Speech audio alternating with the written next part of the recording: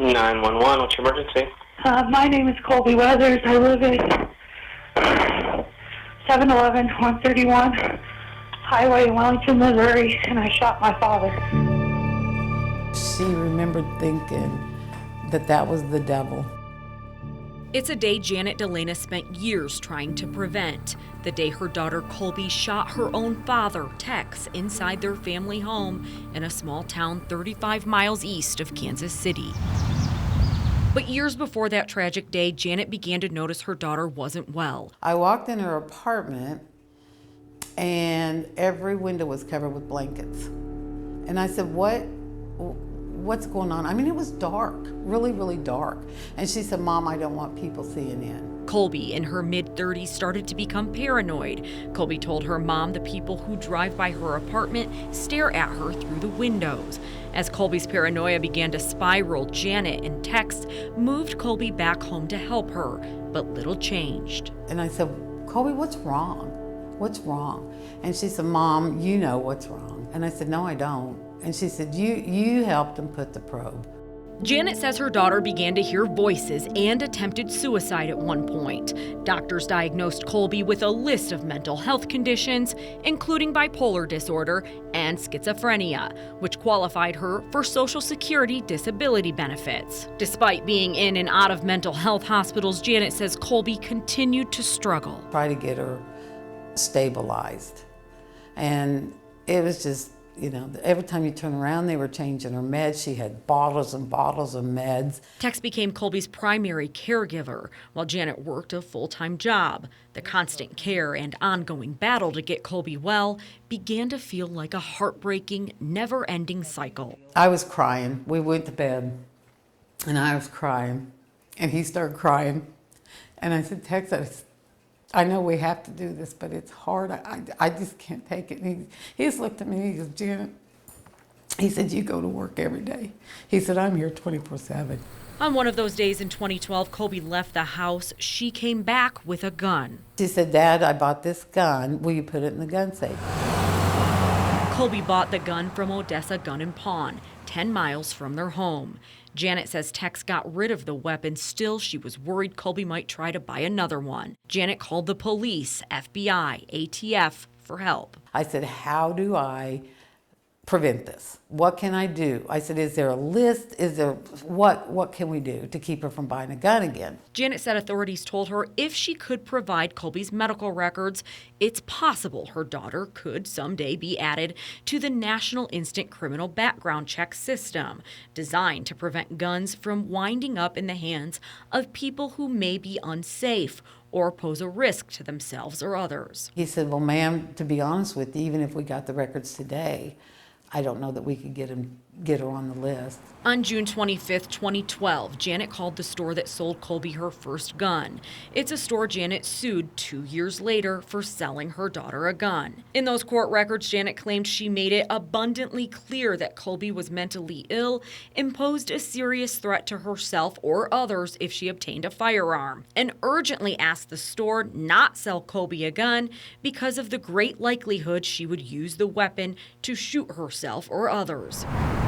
Janet says the store manager disregarded her pleas. If she comes in, we have to sell it to her. I said, she's severely mentally ill, severely. And I said, you can't do it. And I said, I'm begging you as a mother, don't sell my daughter a gun. That was on a Monday. 2 days later, at around 11 in the morning, Colby purchased another handgun from that same store, and the same store manager Janet pleaded with on the phone. A store manager who later said in a deposition that if somebody came in and passed a background check, I would still sell them a gun. On her way home, Colby stopped at this now closed mini-mart just blocks from her parents' house. Her 8th grade teacher, Dave 20, who was a fireman at the time, remembers seeing her there and her erratic behavior. Had a piece of paper up beside her head like she was trying to keep people from seeing her, muttering and talking to herself.